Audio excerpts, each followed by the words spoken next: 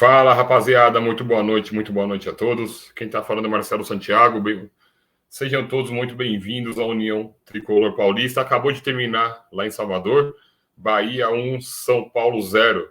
Antes de tudo, queria pedir para vocês se inscreverem no nosso canal, deixar o seu like e compartilhar nossos vídeos, beleza?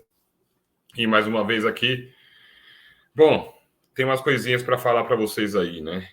Mas antes disso, queria que fosse mais contente, né? Mas vamos para a vinheta.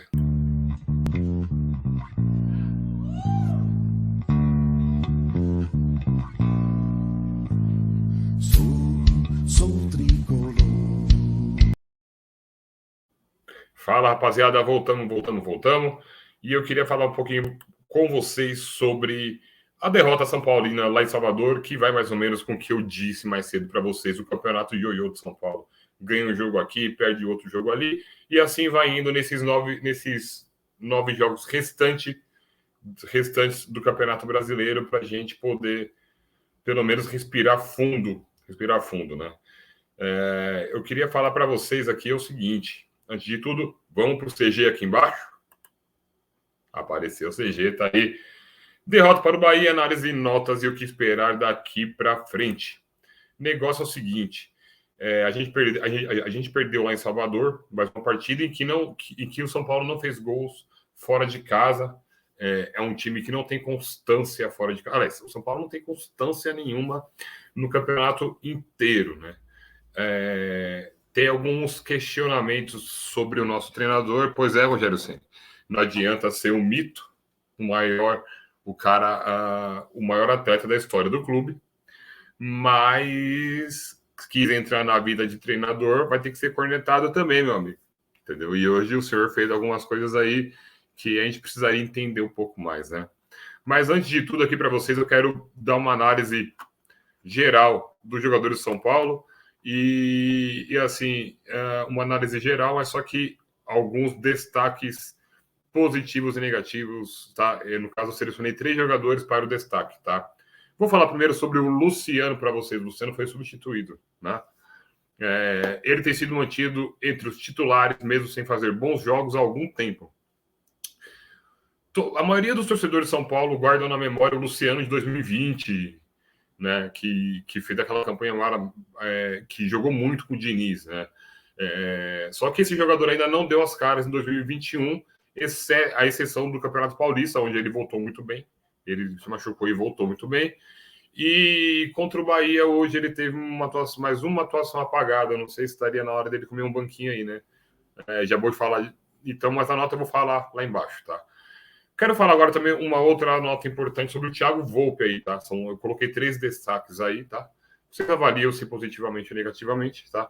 Sobre o Volpe, ele fez defesas importantes que evitaram que o São Paulo fosse para o intervalo já em desvantagem contra o Bahia. Não teve culpa no gol do Rossi. Quem está falando sou eu. Quem está falando sou eu, que sou um dos mais críticos do Thiago Volpe. Ele não teve culpa. Tá, o cara foi super feliz, pegou uma bola que foi no ângulo ali. E tirando isso, o Volpe ainda segurou o São Paulo de tomar mais alguns gols. O Gabriel Sara, tá? Ele se tornou o pilar do time do Rogério Ceni nessa curta passagem até agora do Ceni pelo time de São Paulo. Mas, assim como o restante do time, ele não brilhou hoje em Salvador. E quando o Sara não brilha, o Ceni está criando uma autodependência no Gabriel Sara, e eu acho que não precisaria disso, né? O São Paulo acabou jogando mal, o meio campo andou indo muito mal, né? Por quê? Porque o Sara pouco se apresentou no ataque para surpreender o rival. E que, na realidade, o elemento surpresa até o ataque é uma das melhores características do Gabriel Sara, né? E hoje, contra o Bahia, a gente não viu isso. Então, a nota geral dos jogadores de São Paulo para vocês aqui que eu vou dar: Thiago Volpe, eu dou nota 6, o Arboleda 6,5, Miranda 6 e o Léo 6. Eu vejo a zaga de São Paulo hoje foi ok. Rodrigo Nestor entrou no segundo tempo sem nota. Orejuela, ridículo demais. Ridículo. Nota 2 pro Orejuela. Ele é muito ruim. Para vocês terem ideia, o Shailon que entrou e jogou pouco tempo como ala direito, lento como ele é, o Shailon jogou melhor do que o Orejuela. nota 5 para o Shailon, só pela vontade de estar em uma posição que ele não atua. Tá? Lisieiro parecia que estava com calça jeans molhada. Vou dar uma nota 4,5 para o Lisieiro e ele deve estar tirando pezinho que está de saída, né? Igor Gomes tentou dar uma certa dinâmica no meio campo de São Paulo, ele tem saído muito bem como segundo volante com o Rogério Ceni, vou dar nota 5,5 para ele, mas faltou ele chegar mais à frente também, ou tentar fazer essa conexão lá na frente. O Gabriel Sara, eu dou nota 5, apareceu muito pouco hoje. O Benítez entrou, jogou uns 35 minutos, mas dá para ver que quando o Benítez joga, a qualidade volta um pouquinho melhor. É uma pena que ele se machuca muito, porque ele é um meia de ligação. A gente precisaria muito do Benítez inteiro para o final do campeonato, né? Então eu dou nota 6 para o Benítez. O Reinaldo foi muito mal, eu dou nota 4. Entrou o Wellington depois, eu dou nota 6 para o Wellington. Para mim, o Wellington vai ganhar a posição do Reinaldo em breve. O Rogério pode fazer a dobradinha do Wellington com o Reinaldo. Luciano, eu dou nota 4,5, vai por tudo que ele já fez, mas ele está vindo muito mal, como eu falei aí em cima. O Caleri, eu dou nota 5, né? Entrou um pouco melhor. E o Rigoni, eu dou nota 5, também apareceu muito pouco hoje, no dia de hoje, né? Durante o primeiro tempo, o time do Bahia, foi um jogo muito parecido, mas quando o São Paulo chegava no ataque do Bahia, chegava sem nenhuma efetividade. O Bahia chegava com efetividade, tanto que o Thiago Volpe salvou o São Paulo e tomou alguns gols, né? A tônica do primeiro tempo foi essa. O São Paulo deu 1, 2 ou até 3 ataques, mas o Bahia teve um volume maior de jogo e eu acho que o 0-0 saiu no lucro para a gente sim no primeiro tempo, né? Já eu quero falar para vocês também sobre o segundo tempo e falar sobre o nosso técnico, né? O São Paulo ainda não conseguiu duas vitórias seguidas com o Ceni, né? Fora, né? E o Ceni não ganhou fora de casa pelo São Paulo ainda. Inclusive o Miranda, quando terminou o jogo, parabenizou o Bahia, falou que eles foram melhores, a vitória foi merecida. E eu não sei que chances são essas, mas o Miranda está lamentando as chances perdidas do São Paulo. Eu não sei que chances são essas, né? O Rigoni e o Arboleda viram desfalques do São Paulo, não enfrentam o Fortaleza, tá? Eles tomaram o Rigoni está suspenso e o Arboleda vai para a seleção do Equador, tá? Vai ser isso. Uma outra coisa que a gente fala tanto é do VAR aí. Antes fala segundo tempo, o VAR acabou aliviando para o nosso lado, porque o Miranda fez pênalti no Capixaba e o VAR não deu pênalti, né? O VAR não deu pênalti, né? E falando um pouquinho agora também do segundo tempo de São Paulo e de Bahia e São Paulo, né? O São Paulo no segundo tempo, o São Paulo deu um azar também, porque jogadores que não fazem nada, que não jogam nada, ou que vinham muito mal, quando o São Paulo volta, primeiro lance que o cara pega na bola, o cara mete na gaveta e faz um golaço. Isso aí aconteceu também contra o Ceará. Então, quando a fase é ruim, nada ajuda a gente também, né? Porque o cara são jogadores que estavam fora, primeira bola que pega, mete um chapeado e faz um golaço daquele. E eu não vejo ele fazer um gol daquele, né? Não dá pra gente saber, né? E aí, depois disso, o São Paulo se perdeu um pouquinho. Depois o Bahia colocou o Rossi, o São Paulo se perdeu um pouco. Deu para ver que o Rogério fez algumas alterações muito questionáveis aí, né?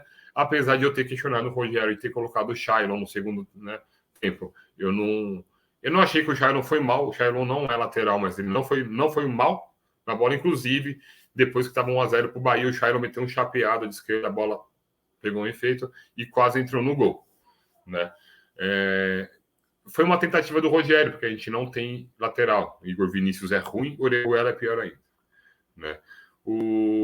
Também durante o segundo tempo, o São Paulo ficou, que é uma característica do Rogério também. O São Paulo teve maior posse de bola, né? E mesmo depois do gol do Bahia, o São Paulo conseguiu ficar com a posse de bola. Continuou, só que não conseguiu reagir. Como eu falei, chegou perto, né, de um chute de fora de área do Benítez, e depois teve uma que o Danilo Fernandes fez uma grande defesa, e uma que o Shailon bateu lá também, e foi só isso, né? Eu acho que é bem difícil, né? Bem difícil o que o São Paulo vai enfrentar daqui para frente, Fortaleza e Flamengo, é bem difícil. A situação do São Paulo fica difícil de novo. Se perder esses 2 jogos seguidos aí para Fortaleza e perder para o Flamengo, o São Paulo vai se complicar de novo, porque hoje o primeiro na zona do rebaixamento tem 30 pontos, São Paulo tem 37. São 2 jogos aí, né, para fazer 6 pontos, né? E esses 6 pontos aí, a gente acaba num e esses dois jogos aí seriam 9 pontos para a gente. Se a gente não ganha, são 6. 9 pontos não, seriam 6 pontos. Se a gente não ganha, serão 6 pontos perdidos. Se o primeiro da zona do rebaixamento ganhar os 2 jogos seguidos, chegará aos mesmos 30. Chegará a 36 pontos, ficando apenas 1 ponto de São Paulo. Aí, teoricamente, São Paulo ficaria entre os 3 últimos, tirando os 4 que estão na zona do rebaixamento, né? Não sei se vocês entenderam. Pode acabar ficando assim. O São Paulo perder esses 2 jogos agora, seriam 6 pontos perdidos. O primeiro na zona do rebaixamento tem 30 pontos. É que não vai ganhar também, mas se ganha, vai a 36 pontos. Ficaria o São Paulo com 37 e ficaria esse time que hoje é o primeiro da zona do rebaixamento com 36 pontos. A gente não pode perder, o São Paulo está perdendo pontos demais para times debaixo da tabela. E eu acho que isso tem complicado muito o Campeonato de São Paulo. Não são essas 2 derrotas do Ceni que vai avaliar o trabalho dele. Não são. Mas o peso de ter ficado 9 jogos sem vencer, e depois mais 6 jogos recentemente aí só empatando, são 9. Somando com a série de 6 empates, 9, 10, 11, 12, 13, 14, foram 15 jogos que o São Paulo não venceu. Considerando os 9 jogos que a gente não venceu no início do campeonato e os 6 empates consecutivos. Então é campanha de time que luta para não cair realmente, e é bom a gente falar isso aqui para a torcida não ficar pensando em Libertadores, né? Como estou falando aqui, a gente não pode avaliar o trabalho do Rogério só por isso. A gente não pode avaliar o trabalho do Rogério só por isso, né? Mas a gente tem que sim questionar algumas alterações do Rogério. Já não é de agora, que há 2 jogos atrás aí,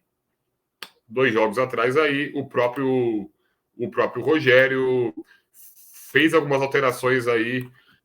Vou até colocar aqui no CG aqui, ó. Vou perguntar para vocês. Estou colocando no CG e pergunto: o Rogério Ceni errou? As alterações do Rogério Ceni, eu achei que foram alterações erradas. Eu achei que não foram boas alterações. Fiquei surpreendido com o fato do Shailon ter entrado. Achei sim que o Wellington tinha que entrar. O Reinaldo não estava muito bem no jogo mesmo. Saiu sem reclamar. Ali viu que o bagulho é pequeno, né? O Luciano não estava muito bem também.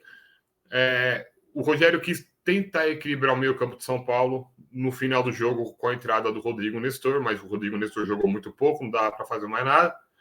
Mas eu acho que a escalação do Rogério foi errada. Foi errada. Ele teria que sair. Se o Caleri tinha condições, ele teria que ter saído com Caleri e Rigoni no ataque e tinha que ter recuado o Luciano para o meio, como o Crespo já fez isso com o Luciano, tentando fazer o Luciano vir de trás, levando essa bola. Correto? O próximo jogo de São Paulo é contra o Fortaleza, quarta-feira, no Castelão. Tá? Vai ser um jogo bem complicado. E no final de semana, o São Paulo pega o Flamengo no Morumbi. A diretoria acha que vai ter casa cheia, né? Eu não sei para que vai ser essa casa cheia. Se vai ser para cornetar, fazer o terror lá no Morumbi, né? E o São Paulo precisa ficar de olho agora aí, pelo menos um empate contra o Fortaleza. Já que não vai para a Libertadores, não vai fazer nada. Olha, tem jogador ali que, de novo, eu falo, ó, ou tá tirando o pé porque vai ser negociado, ou não quer jogar no São Paulo, ou é ruim mesmo, porque é má fase que não acaba nunca mais. O Orejuela é um caso que não se acertou em nenhum clube brasileiro, eu não consigo entender isso, né? E o Rogério Ceni precisa parar de fazer alteração para chamar o adversário para cima, como ele fez contra o Inter, como ele fez contra o Corinthians. Precisa parar com isso, Rogério. Precisa parar com isso. Fato mesmo que a gente precisa ganhar do Fortaleza quarta-feira, no Castelão, e descolar pelo menos um empate contra o Flamengo no Morumbi. Porque senão o final de Campeonato Brasileiro vai ser doloroso para toda a torcida São Paulina. Fica aí a minha análise de notas para vocês aí, tá? Queria pedir para vocês se inscreverem no canal, inscrevam-se no canal do União Tricolor Paulista, deixe o seu like, compartilhe os nossos vídeos, nossas lives também, beleza? E é isso aí. De novo falando isso, né? Chega a ser recorrente no São Paulo perder para time pequeno, né? Mas é isso, vamos lá. Amanhã tem live com o Louco São Paulino aqui no canal do União Tricolor Paulista às 7h30 da noite com o Carlos Minas, do canal Carlos Minas Tricolor. Beleza? Conto com a presença de todos vocês. Grande abraço a todos e acaba logo o Campeonato Brasileiro para a gente fazer a limpa e trazer os moleques de Cotias. Na vitória ou na derrota, juntos pelo São Paulo. Um abraço a todos, até o próximo vídeo.